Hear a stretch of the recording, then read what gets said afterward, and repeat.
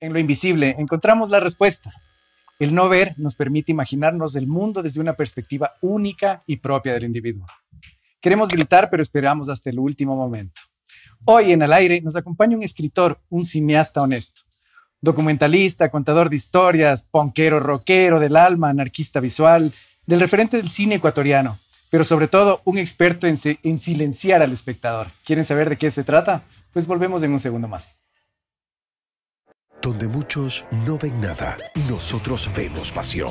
La pasión de esos artistas de cuaderno, los de las ideas locas, los que visten diferente, aquellos que la música les eriza la piel porque escuchan con el corazón. Bienvenido a la Metro del Diseño. Inscríbete ya. Búscanos en Facebook e Instagram como La Metro o comunícate al 2566-331. A la Metro del Diseño. Gente, bienvenidos al aire. Gracias por acompañarnos en otro programa más. Recuerden que esto llega con el super auspicio de la Metro y sus 8 carreras de diseño. Hoy estamos en Sinners, en el Sinners de la Floresta, que nos auspician con unas súper ricas cervezas que las estamos disfrutando al máximo. Así que hoy estamos con un invitado súper chévere, un invitado especial. Tuve la oportunidad de presenciar su película en su preestreno. Así que nada más que presentarles a quien hoy nos acompaña, Javier Andrade. Javier, gracias por estar con nosotros. Qué bueno. No, pues gracias y a ustedes por invitarme, un placer. Encantado de la vida. ¿Qué tal ha sido este tema de estrenaste ya tu película, ya pasó esa etapa de el estreno y ahora? Pues es como el fin de un vértigo, ¿no? Del vértigo de presentar la película, sobre todo en el Ecuador, porque después de hemos tenido un camino como de 6 meses en festivales de cine. Empezamos en Toronto en septiembre del año pasado. Eso, claro, en el 2021. En el 2021. Entonces, de ahí ha navegado por varios continentes, varios festivales, varios públicos, pero el vértigo nunca termina hasta que la ve el público del Ecuador. Claro. Entonces fue lindo, fue un proceso muy lindo. Bueno, estuviste ahí, fue una noche muy especial. Sobre todo ver al público, ¿no? Ver cómo el público reaccionaba. De eso vamos a hablar también porque me parece súper loco. Pero bueno, para romper el hielo, comencemos con una. ¿Huyes de la invisibilidad o la buscas? Porque te ha perseguido en varias etapas de tu vida. Es una buena pregunta. Creo que trato de buscarla, pero como buen ser humano con fallas, me traiciono y le huyo a veces, sí. ¿Cómo es este tema de trabajar? Porque muchas veces, no sé si te ha tocado ya, pero esto de trabajar con actores que no son actores necesariamente. O sea, ¿cómo es este proceso, la experiencia? Depende un montón del proyecto. Mi primera película, mejor no hablar de ciertas cosas, sus 2 protagónicos son no actores, Francisco Sabinovich y Leonardo Orlandini. Víctor Arauz, que era como el otro protagónico, en cambio era una persona con mucha experiencia de teatro, de televisión. Y lo que haces es que encuentras un balance entre como la naturalidad y la cualidad como espontánea del no actor y tratas de mezclarla con la experiencia del actor con entrenamiento. Es complicado, pero cuando funciona se siente muy mágico porque aprenden el uno del otro. Claro. El actor natural aprende la técnica del otro y el actor de formación aprende la naturalidad. Sí. Y es muy lindo. Pasó mucho en Lo Invisible también. Tenemos ahí también una combinación. Tenemos gente de Mala Hierba, como Cristina Marchán, Gerson Guerra, Anaí, que también se formó en parte en Mala Hierba. Y tenemos Matilde Lagos, está Paula Navarrete en su debut en el cine, que no tenían ninguna experiencia. Entonces es como una suerte de alquimia que formas ahí, pero que yo creo que le da un tono muy especial al cine, y sobre todo al cine del Ecuador, que está lleno de estos casos, ¿no? Sí, porque se siente natural. En algún punto también eso ayuda un montón. Mira, depende también de cada estilo de actuación o de cada estilo de proyecto. A mí me encanta lo natural. A mí me encanta poder creer a una persona y yo trato de dirigir a los actores de una manera en la que ellos ejecuten cosas que son reales para ellos. Entonces, en ese sentido, el no actor, una vez que se pone ese chip de que lo que tiene que hacer es ejecutar, en el caso mío, yo siempre doy como un verbo de acción, haz X y Z cosa, ilumina la pantalla de una forma muy especial. Y el actor profesional, por ejemplo, Anaí, se vuelve como un ancla para los demás, un ancla de cómo comportarse en el set y cuáles son las posibilidades del trabajo actoral. Aparte, una responsabilidad súper grande, ¿no? Del actor. Por suerte de ella, por suerte no mía. No, pues sí, claro, Alquimia es una buena palabra para lo que es, y es muy Sí. bonito. A mí me gusta mucho el cine porque el cine es prepararse, es construir, es saber, pero es lanzarse al vacío Claro. todos los días. Y eso es muy ¿Y especial. por qué te lanzas al cine? Porque yo me acuerdo de Ajá. ti, yo te conocí en la San Francisco, Ajá, ajá. cuando estudiabas producción de radio y televisión. Sí, sí, sí, sí, sí. Claro, porque yo comencé a estudiar lo mismo y eran de esa promoción que crearon medio La escuela. el ala de sí, cine, sí, ¿no? sí, sí, Con sí. el Simón, que estábamos el otro día Sí, conversando. Sí, sí, sí. Comienzas por ahí, pero ¿por qué? Ajá. O antes ya. Bueno, yo o- estudié, mira, a ver, esa es una historia, voy a tratar de resumirla porque es bonita. Yo vengo de una familia, yo soy de Manabí, soy de Puerto Viejo, y mi familia está muy vinculada como a los emprendimientos. Son empresarios, mi abuelo tenía un almacén de electrodomésticos, mi papá trabaja en un banco, etcétera. Pero en mi casa, yo siempre digo mi papá lo que tenía en la casa eran muchos libros y veíamos mucho cine. Entonces yo siempre me fui como enamorando de eso. Hubo una situación particular que es que tuve un viaje a Inglaterra a estudiar inglés. Yo tenía como 16 años y este es el año en el que sale Pulp Fiction y es el año que sale Natural Born Killers y es el año que sale sobre todo una película que se llama Shallow Grave, que es la primera película de Danny Boyle, el director de Trainspotting. Y esa película, yo vi Pulp Fiction y Pulp Fiction me fascinó, me enamoró, pero era como Hollywood, ¿no? John Travolta y no sé qué. Entonces se sentía inaccesible. Pero Shallow Grave era una película independiente escocesa. Bajo presupuesto. Bajo presupuesto. Y tenía ropa, y en esto voy a conversar un poco usando de ejemplo, por ejemplo, mi chaqueta. Esta chaqueta, ¿verdad? Es una chaqueta que se compra en una tienda, ¿no? Vas, buscas la talla large, genérica, y se adapta a tu cuerpo. En una película como Pulp Fiction, el traje de John Travolta está hecho a la medida de John para Travolta, él, claro. para él.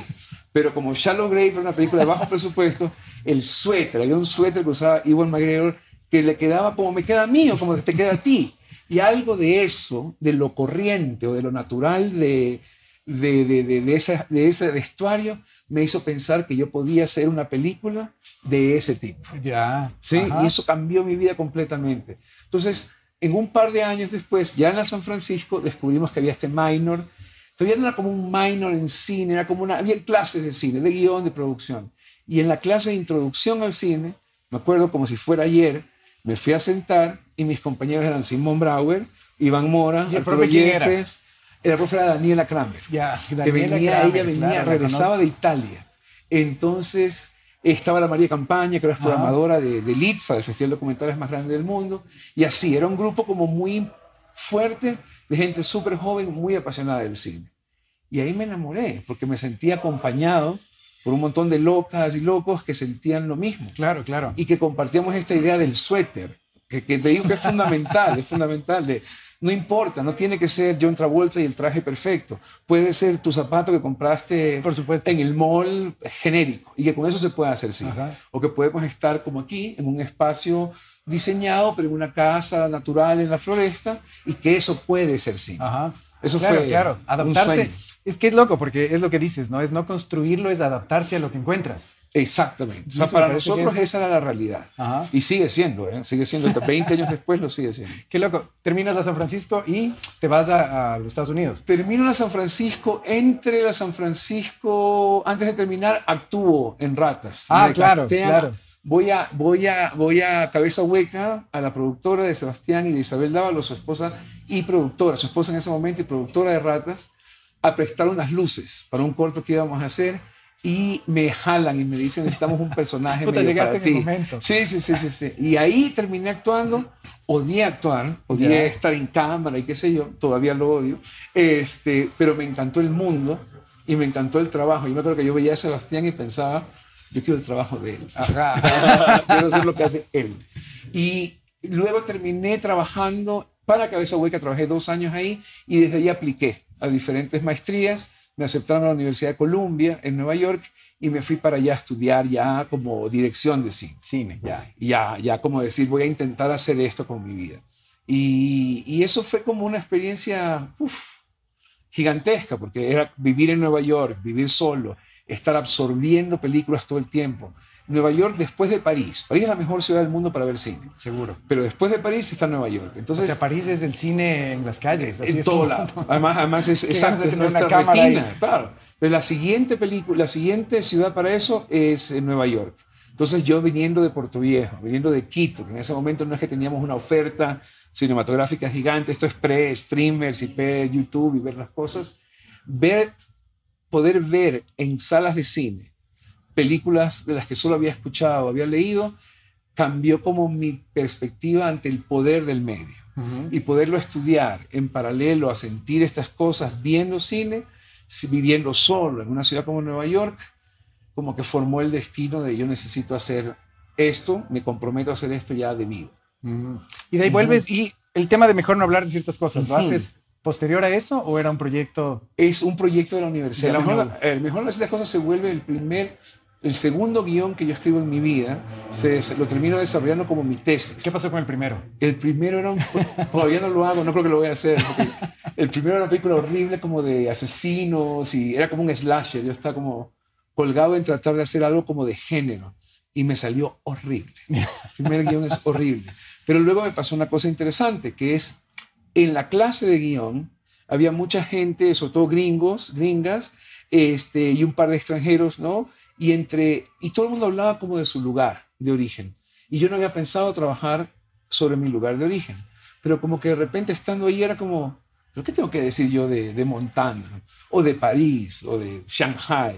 Tengo que decir algo de Puerto Viejo. Claro. Y en ese momento, mientras iban dando la vuelta y hablando de los proyectos que querían escribir, llegué yo y fue como, bueno, es la historia de dos hermanos en Puerto Viejo y esta cosa de la adicción a esta droga en particular. Y toda la película principal salió en ese momento. Entonces ahí empezó y fue mi tesis, se convirtió en mi tesis de la maestría y ese guión de tesis lo mandé acá al primer concurso del Fondo de Cine y ganamos el fondo de producción. Entonces era una cosa en la que yo estaba en Nueva York, tenía una banda de música. Pero ¿cómo la produces? Porque escribiste el guión y de ahí la película. Escribimos el guión y tratamos de hacerla en Estados Unidos porque el guión, mira, ese guión fue muy popular en la escuela y a un profesor, se llama Henry Bean, es un gran, es director y guionista, trabaja mucho en Hollywood. Henry dijo, yo creo que tú puedes hacer esta película. Entonces me dijo, yo se la voy a mandar a un agente a ver si la pueden mover. Y la movieron. Y conseguimos un productor mexicano que iba a meter dinero en la película. Eso se fue desintegrando con el tiempo, pero ya me dio como un voto de confianza de que mi trabajo estaba como a nivel profesional. Entonces abrieron en el Ecuador estos fondos de cine y yo dije, apliquemos a ver qué pasa. Claro. Y ganamos ese fondo. Entonces yo estaba en Nueva York, te digo, tenía como esta vida, tenía una pareja, tenía una banda de música, tenía proyectos de cine y en algún momento se fue como desmoronando todo eso. Se rompió mi relación de muchos años con esta chica, se rompió la banda, que era como un divorcio de 5 chicos, era una pesadilla. Esas son las bandas, de casarse con gente. Y gano este premio. Entonces era como que el destino dice, tienes que volver al Ecuador y a lanzarte a hacer la película. Y ahí empezó el camino de Mejor No Hablar. Es una película que tiene un aire ponquero, como de destrucción y ese tipo de cosas. Sí. Tenía un espíritu de una música y una idea de ser como contestatario que yo la viví muy de cerca. Yo siempre pienso, mucha gente piensa que Mejor No Hablar de Ciertas Cosas es una película autobiográfica. No lo es, pero sí es una película muy personal. Es una película de cosas que pasaban a mi alrededor. Claro, es que era fácil acordarte del momento, de quién estaba ahí, de la señora, claro. Exactamente, es como una recopilación de mi vida en Puerto Viejo, escrita en Nueva York, escrita en esa distancia. Y lo que a mí, ¿sabes qué me encantó de esa película? Las broncas. Están súper bien logradas. Está logrado. Como, wow, cuando se dan de puñetes, es como cuando ves las noticias que hubo broncas en la Plaza de Toros. La misma adrenalina, así como, es una cosa como una energía como muy macha, manadita, que a mí con la que yo tengo muchos conflictos, pero que me interesaba retratar. Entonces lo que te digo, lo que es al final Mejor No Hablar de Ciertas Cosas es un niño chiquito que era yo como observando el mundo a su alrededor.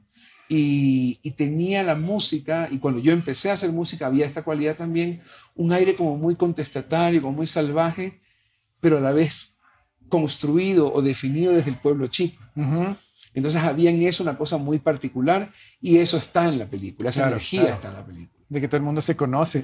Sí, claro. Y de ahí, pueblo chico, infierno grande. Yo te debo a ti el tema de haberles conocido a los Amigos Invisibles. Ah, sí, wow. Porque no los había escuchado nunca. Alguien me había comentado alguna vez y puse alguna vez Los Amigos Invisibles y me apareció a los 25 minutos. Ajá. Y fue como La Casa del Ritmo. La Casa del Ritmo. Y claro, me metí y fue como, wow, esta banda, a ver. Ajá, y a la wow, final me encantó, o sea, ellos. fue como, wow, y qué increíble. ¿Cómo llegaste a Los Amigos Invisibles? Ese es interesante. La Casa del Ritmo es un proyecto que fue hecho por crowdfunding, por un productor amigo muy querido que se llama Juan Miguel Marín, que de hecho es diseñador gráfico Ajá. también y hace los pósters de mis películas, ha hecho todos los pósters de mis películas. Juan Miguel era un fan a muerte de Los Amigos Invisibles. Ya, con razón. Y él había tocado con ellos. Te, O sea, él te tenía, vas a secar. me voy a tomar un trago. Él había tocado con ellos abriéndoles a su banda y quería hacer este proyecto. Y la verdad es que fue mucha suerte porque él no conocía a mucha gente que dirija, pero me conocía a mí.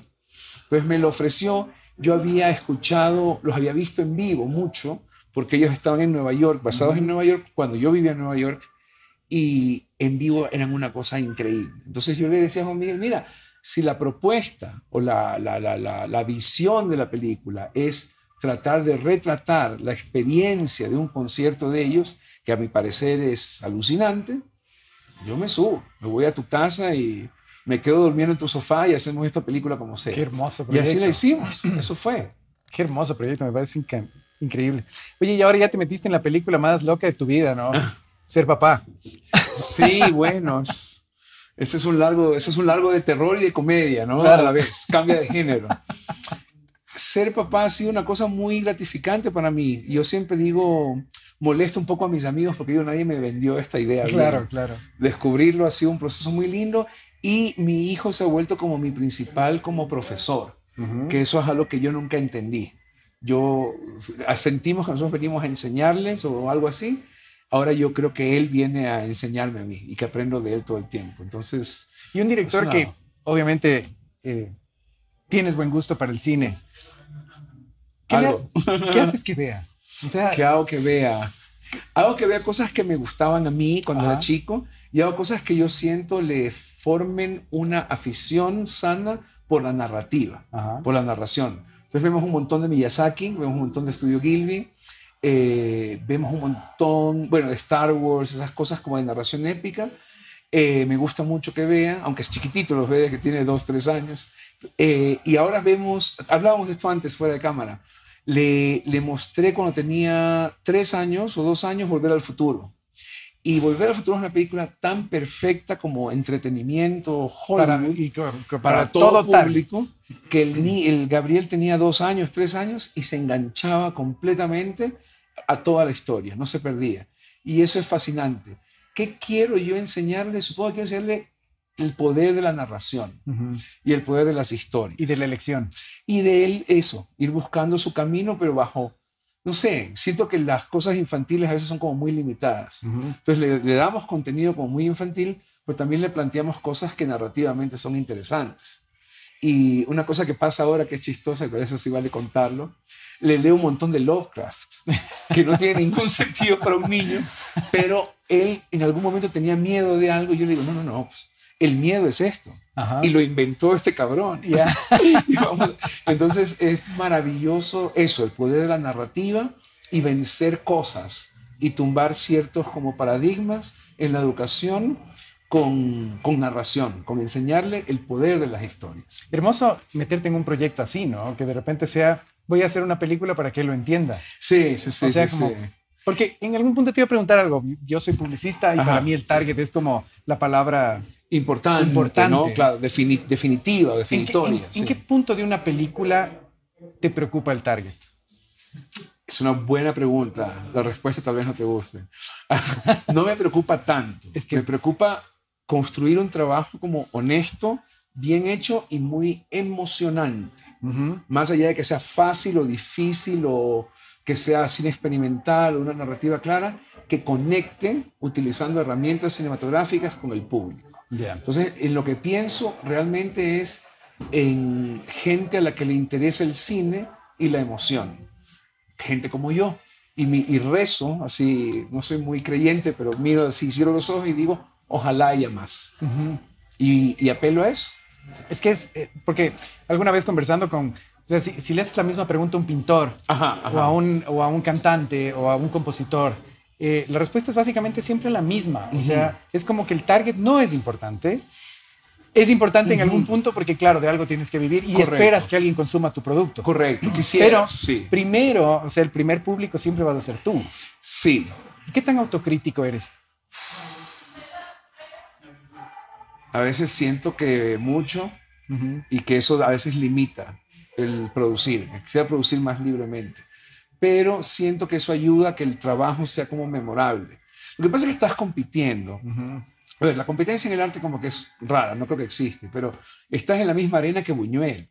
Por supuesto. Estás en la misma arena que Sofía Coppola, que Lucrecia Martel, entonces que Claire Denis, o sea, estás como compitiendo con, o estás en el mismo negocio que gente que admiras, que respetas y que ha hecho cosas monumentales.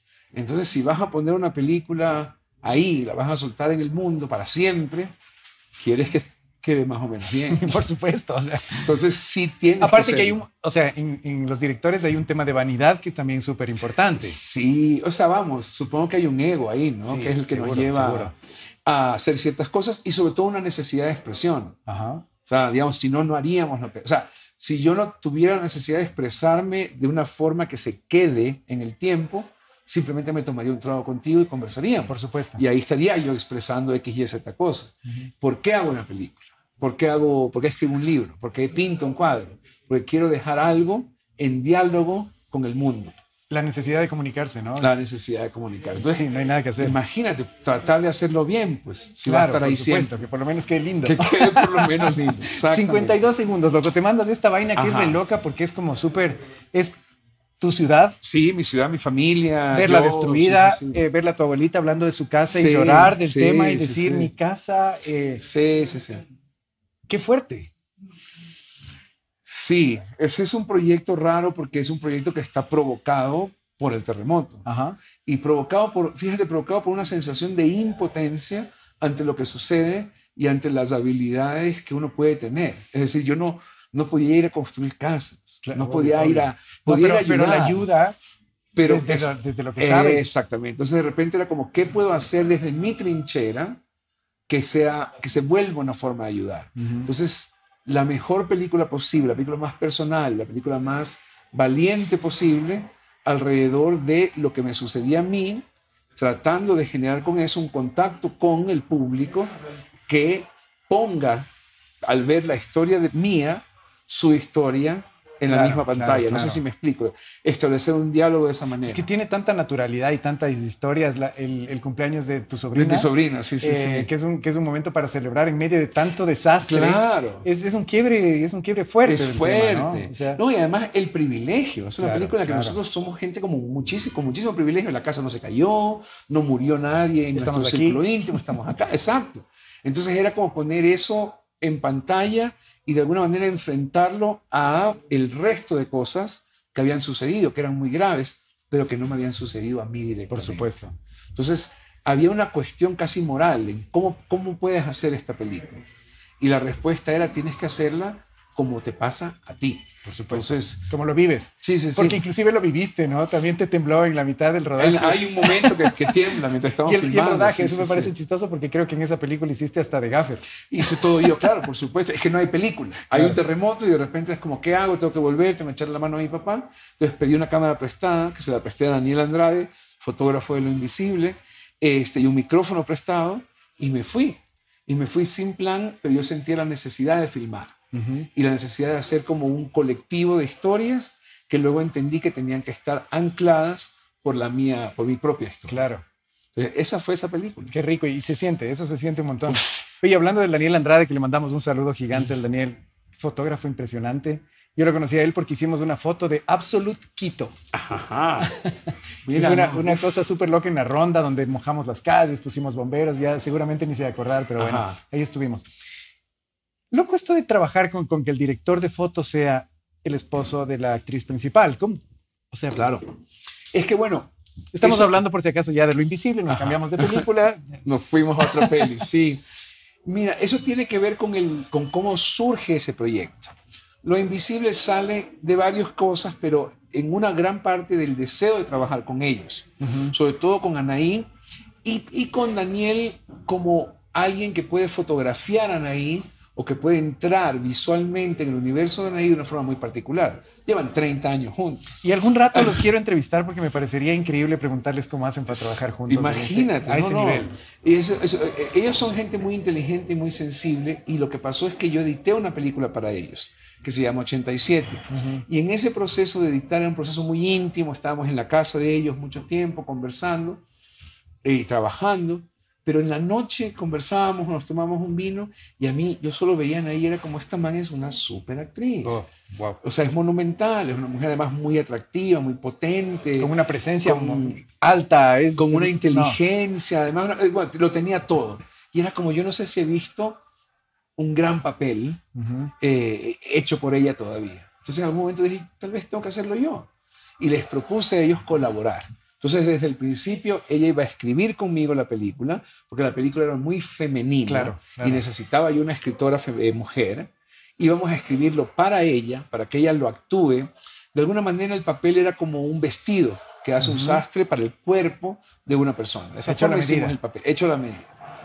Y la idea era jugar con Daniela, trabajar en hacer una película profundamente subjetiva. Hacer una película profundamente desde la experiencia del personaje. Y me parecía eso un desafío digno de la inteligencia y la técnica de él. Bueno, es que ahí hay un chisme que tú no sabes. Daniel Andrade iba a fotografiar Mejor no hablar de ciertas cosas. ¿Ah, sí? Trabajamos, incluso hicimos un poquito de lista de planos y trabajo de preproducción, y luego por un tema de fechas, no pudimos hacerlo. Me parece que yo retrasé el rodaje y luego él iba a hacer otra cosa y no se pudo. Entonces teníamos como esta pica ya de años de trabajar. Y fue muy placentero porque él tiene la mejor cualidad que tiene que tener un director de fotografía en el cine, que no tiene que ver con la fotografía, tiene que ver con la historia. ¿Ya? Él es un narrador desde la fotografía, pero a él no le interesa necesariamente la técnica. Es decir, le interesa porque lo hace, es su trabajo, pero lo que él quiere es cómo contamos la historia de la mejor manera para el tema de la historia. Y cuando tienes un colaborador así, qué importante, es fundamental. ¿No? Sí, claro. De nuevo es como, mira, un técnico que... O sea, no estás contratando a una persona que haga lo que tú le dices. Es una persona que tiene que tener un criterio. Mira, las películas no se hacen con técnicos que obedecen. Las películas se hacen con colaboradores. Tal cual. Y las colaboraciones no necesariamente son fáciles. Para nada. Ni necesariamente buenas. Para nada. Pero es un desafío constante que cuando se hace con cariño y con seriedad, lleva a cosas inolvidables. Y yo creo que las virtudes de lo invisible son justamente las virtudes de la colaboración. Aparte que todo como que se alinea, ¿no? Porque los actores están súper compenetrados con el papel, todo funciona. O sea, yo siento que en esa película les funcionó. ¿Cuánto tiempo se demoraron? Es un proyecto raro ese. Mira, se escribió el guión en 2 años más o menos, luego filmamos en el 2017 una buena parte, todo lo que hicimos en la casa, todo lo que fue en la casa del personaje, y un año después, un poquito más, en el 2019, principios, filmamos el resto de la película, por temas de presupuesto y qué sé yo. Luego empecé yo a editar solo y a enseñarles a ellos cosas. Era un proceso de editar solo con un asistente y luego mostrar la película en pantalla grande a los productores y dialogar qué se siente, qué funciona, qué podríamos intentar, etc. Y al final del proceso, que ya fue 2021, terminamos 2021, entraron un par de montajistas uruguayos buenísimos, Fernando Epstein y Magdalena Schinca, que bueno, Fernando Epstein es una leyenda del cine latinoamericano, es un gran productor y montajista, y ellos le dieron una vuelta última a la película que la potenció. Y eso, entonces el proceso entero fue como 5 años, imagínate. Uf, grande. Estamos con Javier Andrade, hablando de lo invisible y de un montón de cosas más. Nos vamos a ir al primer corte. No se desconecten porque al regresar vamos a tener preguntas, vamos a tener un montón de cosas, así que no se desconecten que volvemos enseguida.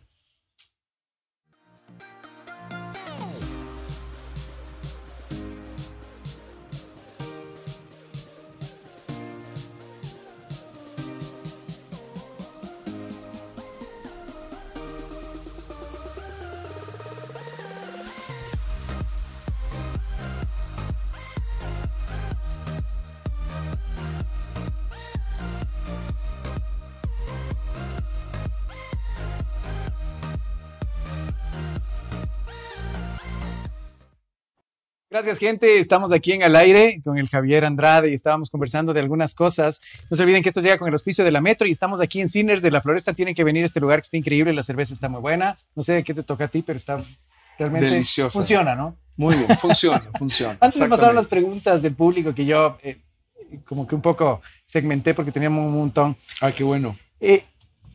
¿Cómo lidiar con la crítica? Es una gran pregunta. Mira, yo creo mucho esto.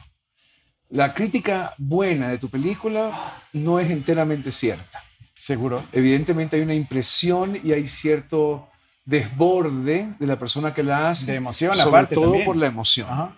La crítica mala también no es del todo tan mala, porque está filtrada por lo mismo.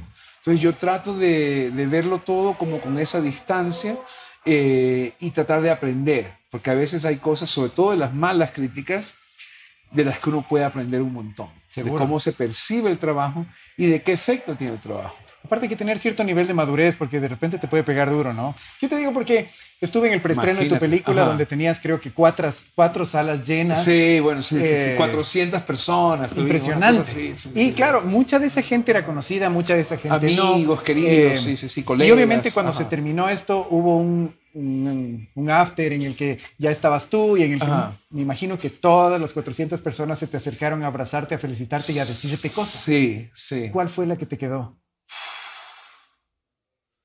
Es una buena pregunta. Se me quedaron un par. A ver, vamos a pensar.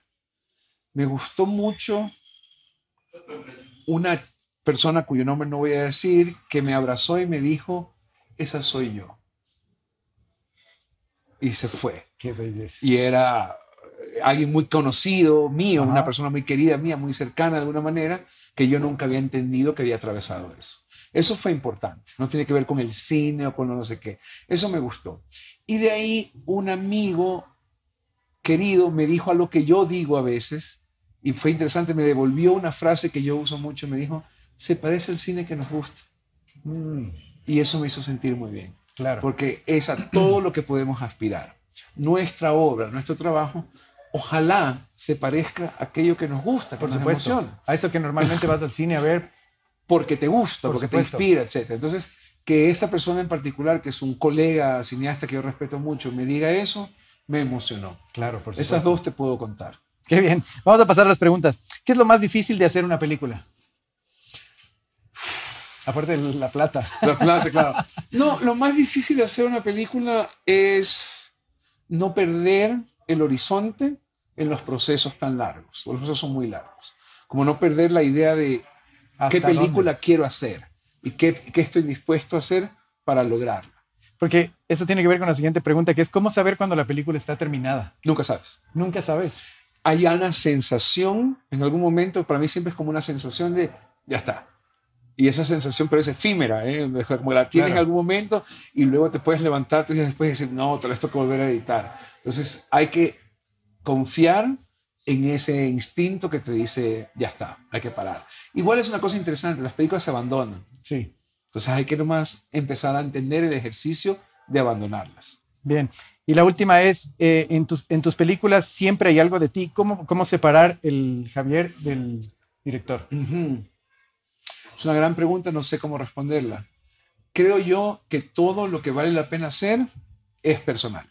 Entonces lo que puedo decirte es que está en mi vida y está lo que está en las películas. Mi vida sería la biografía, la autobiografía, y lo que está en las películas es lo personal influenciado por esa biografía. Que de todas maneras siempre va a ser un punto de vista, ¿no? Sí, por supuesto, por supuesto. Qué bien, tenemos un saludo, producción, ¿nos quieres mandar? Saludos para Javier y Anaí, si es que está por ahí, agradecidísimo de haber participado y por lo que supieron dirigirme en ese papel. La anécdota es que cuando yo sonreía, Javier me dijo, mejor sonríe con la boca cerrada.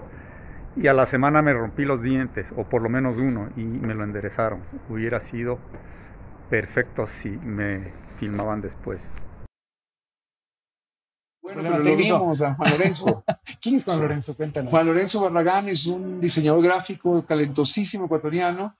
Es alguien que lo conozco de hace muchos años y que Anaí sugirió para un papel en la película y que una vez que ella lo mencionó, me pareció como la única opción para representar este tipo de marido y esta cosa que con su físico, porque era un papel que no tenía mucho diálogo, como viste en la peli, pero que con su físico podía contar mucho. Y fue un proceso muy divertido con él porque fue todo el tiempo de tratar de que confíe en la locura que estábamos haciendo, que para él era, yo no soy actor, no me interesa necesariamente esto, pero confío en ustedes Claro. y me quiero lanzar. Entonces Juan Lorenzo fue un gran ejemplo de lo que te puede traer un no actor. Ajá. Y te lo digo específicamente, el momento favorito para mí, mi momento favorito de Juan Lorenzo en Lo Invisible es, no sé si te acuerdas, la secuencia de la fiesta, del moño, ¿no? Claro, claro. El primer plano de la cena del moño, ella sale del cuarto y entra a la sala y él la recibe. Claro. Y como que le pega una miradita de, estás guapa, Ajá. mi amor, no sé qué. Esa mirada es digna de Marlon Brando. Por supuesto, Pero loco. es Juan Lorenzo Aparte dice Barragán. tanto, a mí me dio Claro, como esa claro. vaina de qué orgulloso me siento de ti. O sea, Y no, como, y casi como de objeto. De, perfecto. mira qué guapa, te perfecto.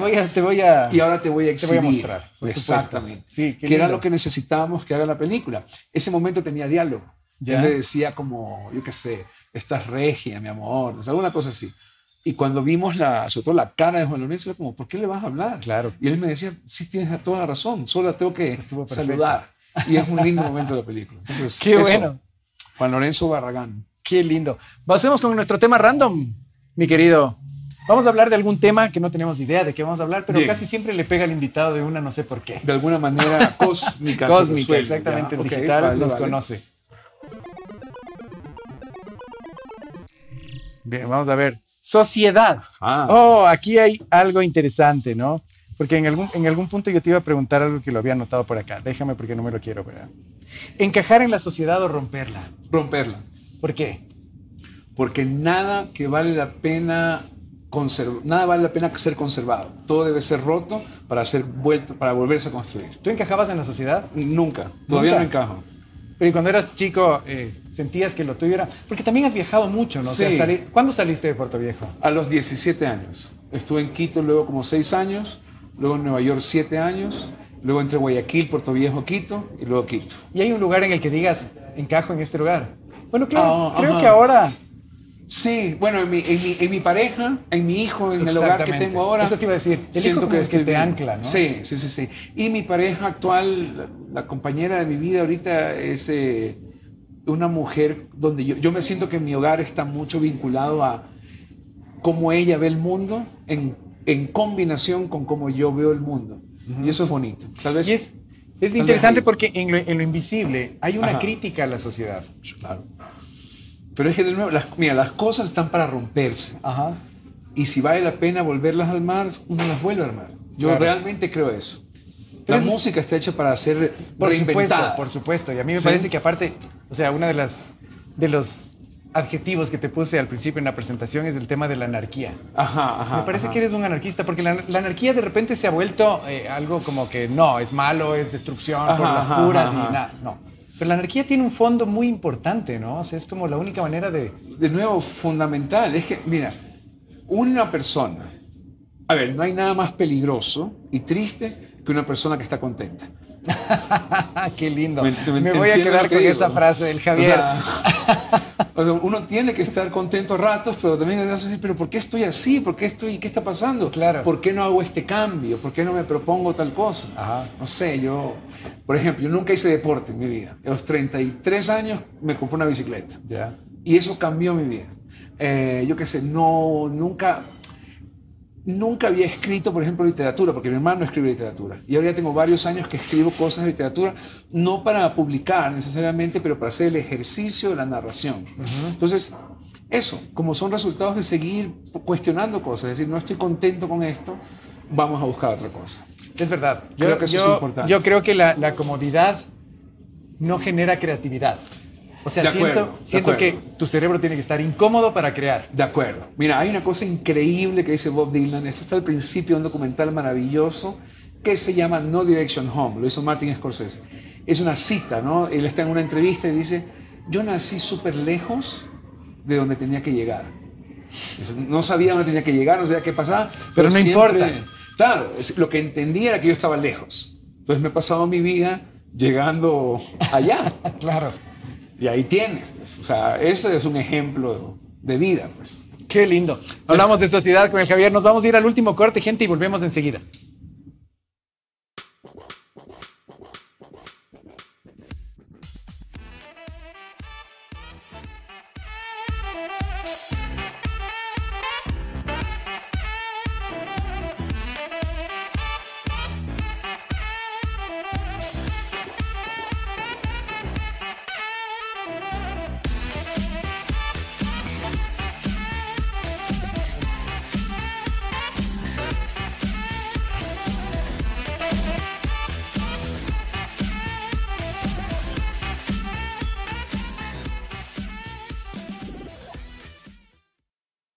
Gracias, gente, por seguir con nosotros aquí en este programa al aire. Estamos con el Javier Andrade conversando de un montón de cosas.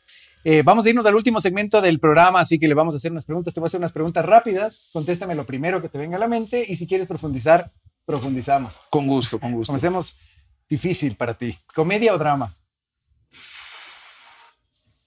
A mí me encanta el drama. ¿El drama? Lo amo. ¿Qué te hace reír mucho? Así a carcajadas. Mi pareja, Paula, ¿Sí? Ella me hace reír. Eso es súper importante, ¿eh? Aparte de la cebolla, ¿qué te hace llorar? La injusticia. ¿Cuál crees que es tu habilidad inútil favorita?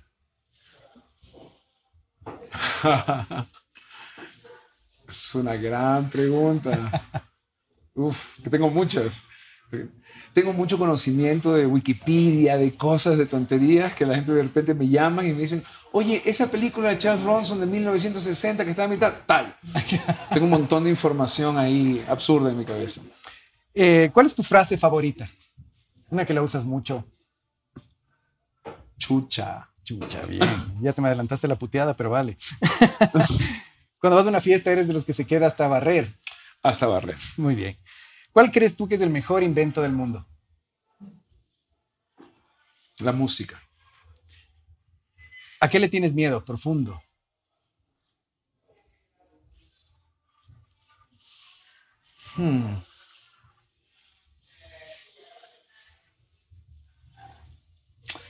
Al crimen. ¿Al crimen? ¿Gusto culposo? No existe. ¿No? Bien. ¿Sol o lluvia? Sol. ¿Cuál es la comida que odias? No odio ningún. Ah, no, las sardinas. La sardina. Odio las sardinas. Y tienes buena memoria. Eso va en contra del comercial. ¿Por qué no? ¿Cómo Sí, eso? sí. ¿Qué estás leyendo? Estoy leyendo Lovecraft, estoy leyendo el que susurra en la oscuridad de Lovecraft ahorita. ¿Tu puteada favorita? Chucha. Chucha. ¿Leer o escribir? Escribir. ¿Cuál es tu música favorita? ¿Tu tipo de música? A mí, yo creo que lo que más me gusta es una banda que se llama Grateful Dead. Me gusta la improvisación y la psicodelia, y me gusta lo comunitario, y me gusta el no resultado. Es una banda que no quiere necesariamente tocar bien. Bien. Y eso me gusta. ¿Cuál es tu película favorita? Mi película favorita se llama Murmullo del Corazón. La Bien. dirigió Louis Malle. ¿Prefieres llamar o WhatsApp? Prefiero WhatsApp. ¿Manos o pies? Manos. ¿Grabas mensajes de más de 1 minuto? Trato de no. ¿Zapatos o medias? Medias. ¿Perro, gato u ornitorrinco? Eres de los míos con las medias. Ornitorrinco. Bien. ¿El día o la noche? La noche. ¿Sal o dulce? Sal. ¿Bailar o beber? Ambos. ¿Blues o rock? Rock. Si pudieras irte al pasado, ¿a quién te hubiera gustado conocer? Hubiera gustado a Buñuel. ¿Algún hobby? Me gusta mucho. Soy un DJ amateur. Ah, sabíamos, DJ Kimbolito. DJ Kimbolito. Eso me hace muy feliz. ¿Calor o frío? Frío, fíjate. ¿Montaña o playa? Playa. Pero frío. Playa frío. Auto, moto, bici o a pata. Bici. ¿Qué animal serías? Oso. ¿Cuál sería el título de la película de tu vida hasta ahorita? Espérate, eso no. Bueno, Corrientes de amor. Bien. ¿Una palabra que te defina? Equivocado. Ah, qué linda. ¿Qué te hubiera gustado que te pregunte? Que me preguntes. Sí, estoy satisfecho. Es Javier Andrade, gente. Ha sido un gustazo, Javier, puta, tenerte aquí. Gracias, un placer. Lindo. De verdad. Me he pasado hermoso, la verdad. Yo también. Así que, gracias. gente, gracias por estar aquí, gracias por acompañarnos en este programa al aire. Recuerden que esto llega con el auspicio de la Metro y sus 8 carreras. Hoy estamos en Ciners de la Floresta tomando estas súper ricas Ciners, así que vengan a visitar el local, está buenísimo, realmente le van a pasar bien, te atienden súper chévere. Y nada, agradecerle a todo el equipo que está aquí atrás y a ustedes por estar con nosotros y recuerden que este programa siempre está al aire. Gracias, chao.